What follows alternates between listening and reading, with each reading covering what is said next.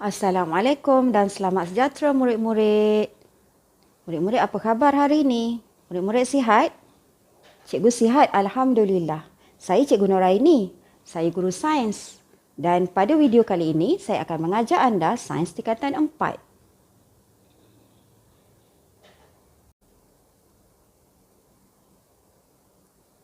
Bidang pembelajaran yang kita akan pelajari pada video kali ini adalah bab 7 iaitu koordinasi badan. So sebenarnya dalam koordinasi badan ini anda perlu pelajari dua sistem iaitu sistem saraf dan juga sistem endokrin.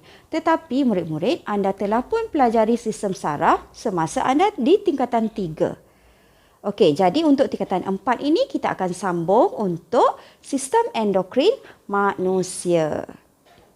Okey, dalam bab 7 ini, dalam bab koordinasi badan, anda akan belajar berkaitan dengan sistem endokrin manusia, gangguan kepada koordinasi badan dan juga minda yang sihat. Okey, kita akan teruskan untuk video kali ini iaitu standard kandungan 7.1 sistem endokrin manusia.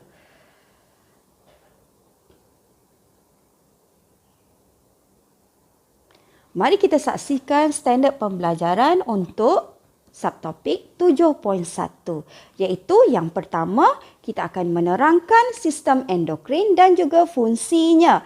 Yang kedua pula kita akan menjelaskan dengan contoh punca dan kesan ketidakseimbangan hormon ke atas kesihatan. Badan manusia mempunyai satu sistem yang dikenali sebagai sistem endokrin. Sistem endokrin adalah salah satu sistem di dalam badan yang mengkoordinasikan fungsi badan yang melibatkan bahan kimia.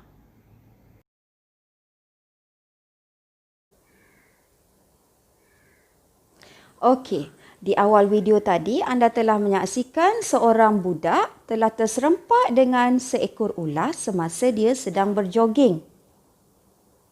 So, jika anda menghadapi situasi yang sama seperti ini, apa agaknya tindakan yang akan anda lakukan? Lari dengan laju? Ya, tentunya anda akan lari dengan lajunya untuk menyelamatkan diri anda. Betul tak?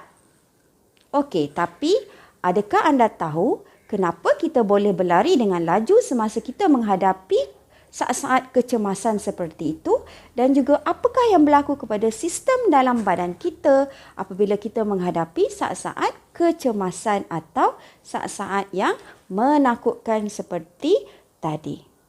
Okey, mari kita lihat apakah yang berlaku dalam sistem badan kita dan kenapa kita boleh berlari dengan laju apabila kita menghadapi saat-saat kecemasan.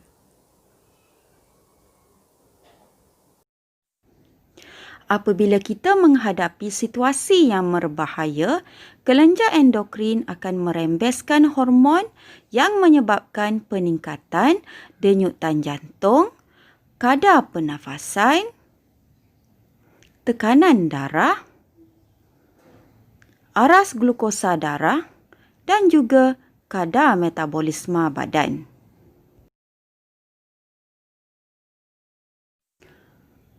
Kesannya, jantung mengepam lebih banyak darah untuk membekalkan lebih banyak oksigen dan glukosa ke otot.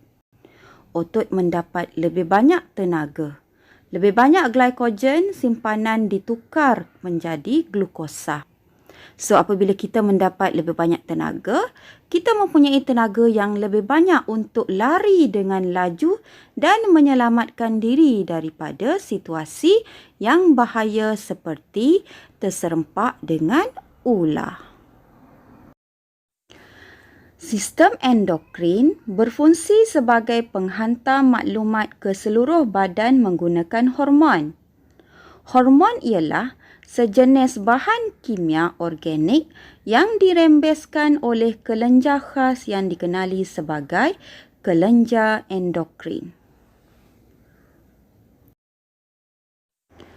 Kelenjar ini ialah kelenjar tanpa duktus kerana hormonnya tidak dibawa melalui duktus tetapi dirembeskan secara terus ke dalam sistem peredaran darah untuk diedarkan ke seluruh badan. So, kelenjar endokrin ialah kelenjar tanpa duktus. Fungsinya adalah untuk mengkoordinasikan aktiviti badan dengan bergerak balas terhadap rangsangan daripada persekitaran.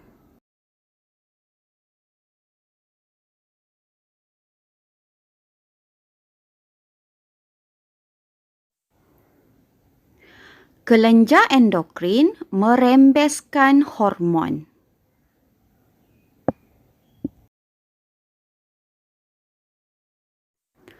Hormon adalah sejenis protein yang merangsang fungsi tisu atau organ khusus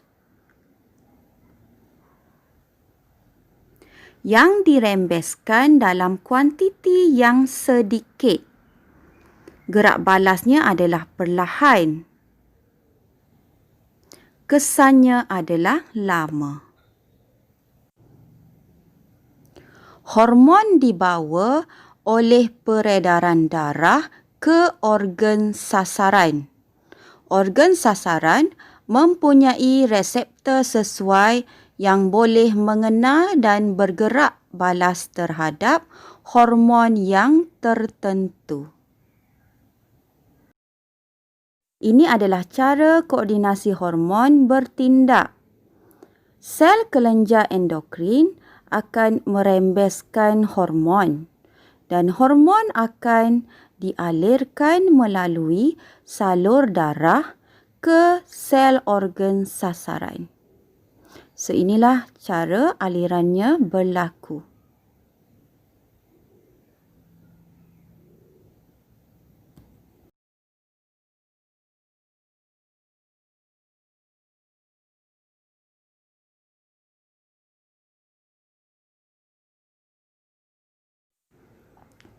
Sekarang, mari kita teruskan dengan kelenjar endokrin pada manusia. Kelenjar endokrin pada manusia terdapat 6. 5 kelenjar pada setiap wanita dan 5 kelenjar pada setiap lelaki. Kelenjar yang pertama adalah kelenjar pituitari. Kelenjar pituitari terletak di bawah cerebrum. Kelenjar ini juga dikenali sebagai kelenjar induk kerana menghasilkan hormon yang mengawal kelenjar endokrin yang lain.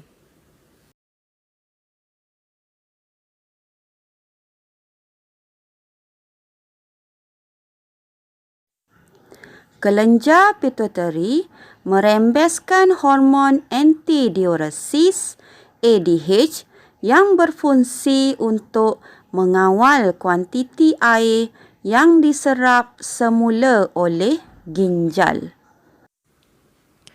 Kelenjar pituitari juga merembeskan hormon pertumbuhan yang merangsang pertumbuhan di peringkat kanak-kanak, mengekalkan komposisi badan yang sihat bagi orang dewasa dan juga mengekalkan jisim otot serta jisim tulang bagi orang dewasa.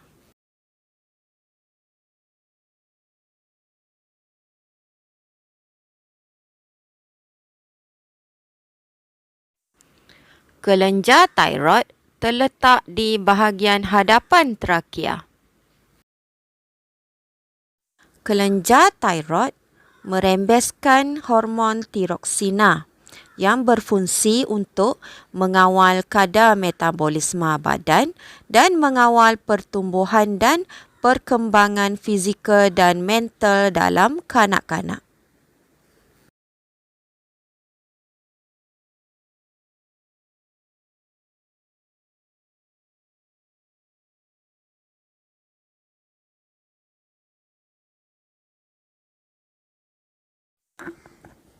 Pankreas terletak di belakang perut. Pankreas merembeskan hormon insulin. Hormon insulin berfungsi untuk mengawal aras glukosa di dalam darah dengan menukarkan glukosa yang berlebihan kepada glikogen untuk disimpan di dalam hati.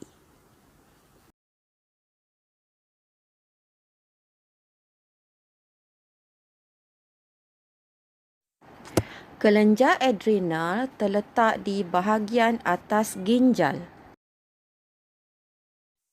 Kelenjar adrenal akan merembeskan hormon adrenalina yang berfungsi untuk menyediakan badan kita untuk bertindak balas dalam keadaan kecemasan, iaitu dengan meningkatkan kadar metabolisme, meningkatkan kadar denyutan jantung, meningkatkan aras glukosa di dalam darah dan juga membesarkan saiz anak mata. Jadi pelajar, kelenjar adrenal lah yang bertanggungjawab untuk membantu kamu menghadapi situasi bahaya atau kecemasan seperti yang diterangkan di awal video tadi.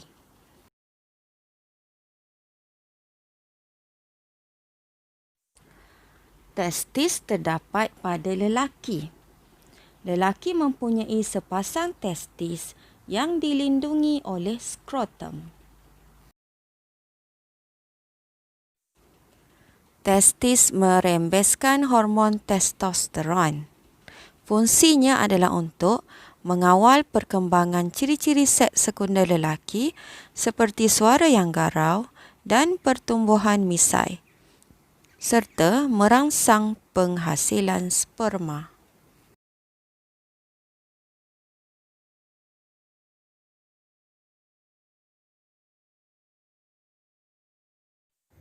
Lelaki dan perempuan mempunyai 4 kelenjar yang sama, iaitu kelenjar pituitari, kelenjar thyroid, kelenjar pankreas dan juga kelenjar adrenal. Tetapi dalam perempuan berbeza dengan lelaki kerana perempuan mempunyai ovari, manakala lelaki pula mempunyai testis. Perempuan mempunyai sepasang ovari yang terletak di dalam ruang pelvis. Ovari merembeskan hormon estrogen yang berfungsi untuk mengawal ciri-ciri seks sekunder perempuan seperti perkembangan payudara dan pembesaran pinggul. Yang kedua adalah untuk merangsang penghasilan ovum dan juga menyediakan uterus untuk penempelan embrio. Ovari juga merembeskan hormon progesteron yang berfungsi untuk mengekalkan ketebalan dinding uterus untuk penempelan embrio.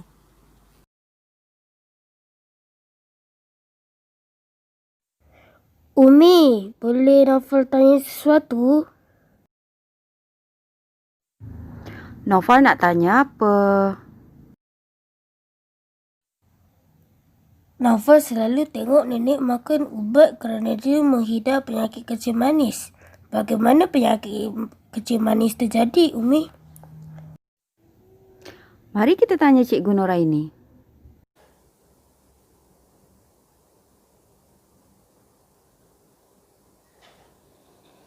Okey.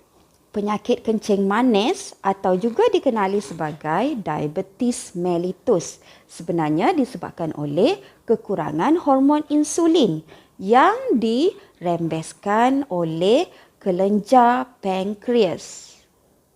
Jadi murid-murid, apabila insulin berkurang, seseorang itu akan menghadapi penyakit kencing manis.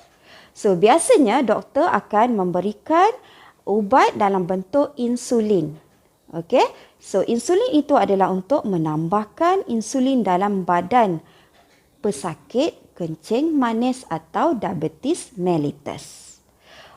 Tapi murid-murid perlu ingat ya, jika pesakit kencing manis, mereka kekurangan hormon insulin, selain daripada mengambil ubat, mereka juga perlulah mengurangkan pengambilan gula dalam diet atau makanan harian untuk mengurangkan aras gula di dalam darah.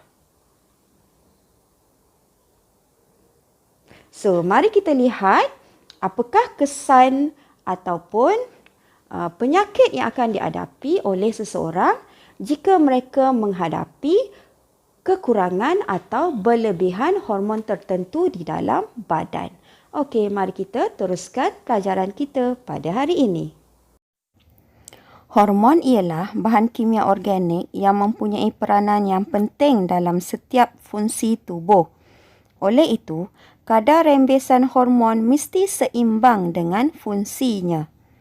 Kelebihan atau kekurangan hormon yang dirembeskan oleh kelenjar endokrin akan menyebabkan ketidakseimbangan hormon. Ketidakseimbangan hormon boleh menyebabkan penyakit. Ketidakseimbangan hormon mungkin terjadi kerana gaya hidup dan pemakanan yang tidak sihat atau terdedah kepada sinaran berbahaya. Mari kita lihat ketidakseimbangan bagi hormon tiroksina. Kesan kekurangan hormon tiroksina yang pertama adalah kadar metabolisme rendah, tidak tahan sejuk, perkembangan fizikal dan mental terbantut pada kanak-kanak.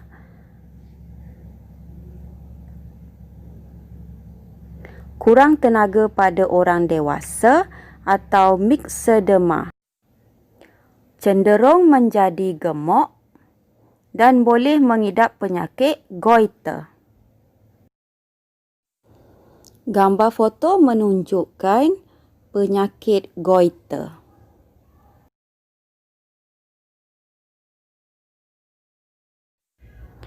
Kesan hormon tiroksina yang berlebihan pula ialah kadar metabolisme tinggi, berpeluh dan sentiasa berasa panas, sukar tidur dan kuat selera makan, cenderung menjadi kurus, pembesaran kelenjar tiroid, bola mata yang menonjol keluar dan leher yang bengkak. Gambar foto menunjukkan contoh bagi bola mata yang menonjol keluar.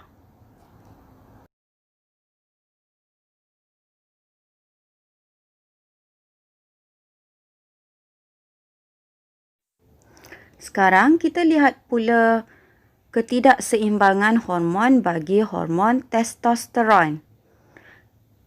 Kesan kekurangan hormon testosteron adalah lambat akil balik, bilangan sperma yang rendah. Ini adalah gambar foto bagi sperma. Kesan hormon testosteron yang berlebihan pula boleh menyebabkan sifat kelelakian pada wanita.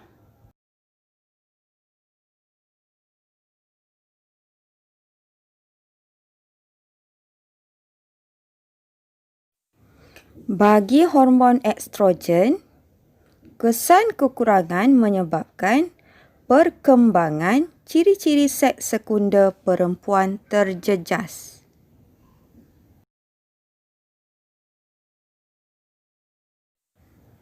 Kesan berlebihan pula menyebabkan sifat keperempuanan pada lelaki.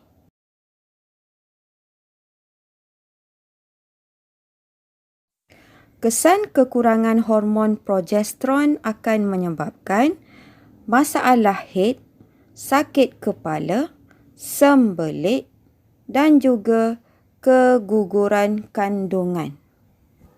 Gambar foto menunjukkan keguguran kandungan.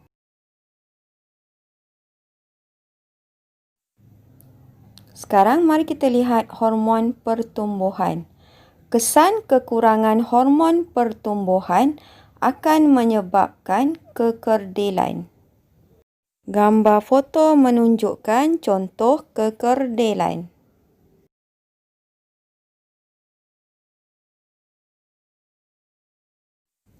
Hormon pertumbuhan yang berlebihan akan menyebabkan pertumbuhan tidak terkawal, dan juga akromegali atau kegergasian. Gambar foto menunjukkan contoh bagi kegergasian dan kekerdilan. Kesan kekurangan hormon antidiuresis ADH akan menyebabkan air tidak dapat diserap semula di duktus pengumpul di ginjal, penghasilan urin yang berlebihan, sentiasa berasa dahaga dan juga diabetes insipidus. Hormon antidiuresis yang berlebihan akan menyebabkan sakit kepala dan juga pening.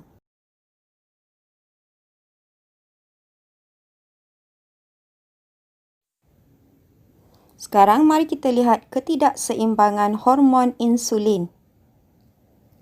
Kekurangan hormon insulin akan menyebabkan glukosa berlebihan tidak dapat ditukar menjadi glikogen.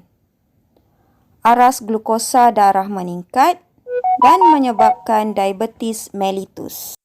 Gambar foto menunjukkan suntikan insulin bagi pesakit diabetes. Kesan hormon insulin yang berlebihan akan menyebabkan aras glukosa rendah, hypoglycemia dan juga dahaga yang berlebihan. Mari kita bincangkan soalan uji minda berikut. Soalan yang pertama, nyatakan maksud hormon.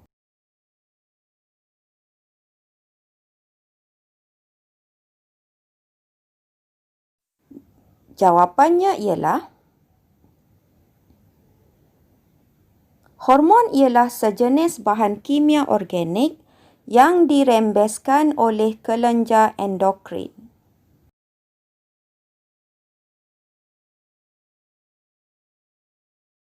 Soalan yang kedua, nyatakan 3 kelenjar endokrin utama di dalam badan manusia.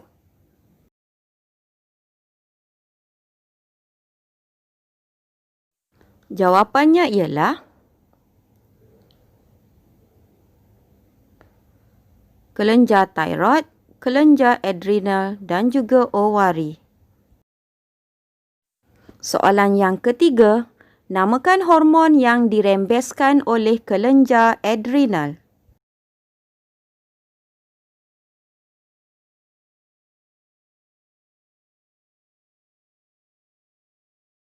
Jawapannya adalah hormon adrenalina.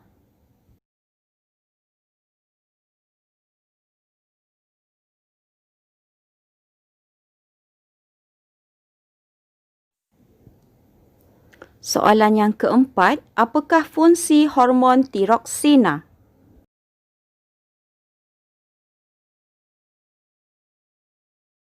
Jawapannya adalah mengawal kadar metabolisme badan.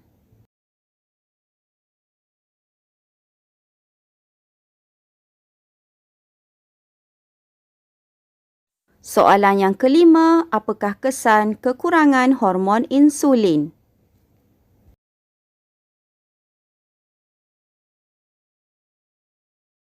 Jawapannya ialah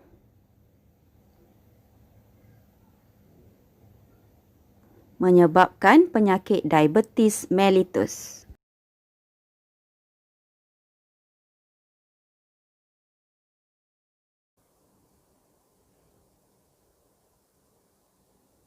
Okey murid-murid, so macam mana dengan pembelajaran kita pada hari ini? Adakah anda telah pun fahami dalam subtopik 7.1 iaitu sistem endokrin manusia? Saya harap murid-murid semua telah pun jelas dan faham berkaitan dengan subtopik ini. Jika anda ada sebarang masalah atau pertanyaan, murid-murid bolehlah bertanya pada guru di sekolah nanti ataupun juga boleh rujuk buku teks. Okey. So, cikgu harap murid-murid telah pun subscribe channel Cikgu Noraini. Jika anda belum lagi subscribe, sila tekan button subscribe sekarang. Dan jika boleh, sila klik butang like dan juga komen di ruangan yang disediakan di bawah. Okey, semoga kita akan berjumpa lagi pada video yang akan datang. Okey, bye-bye.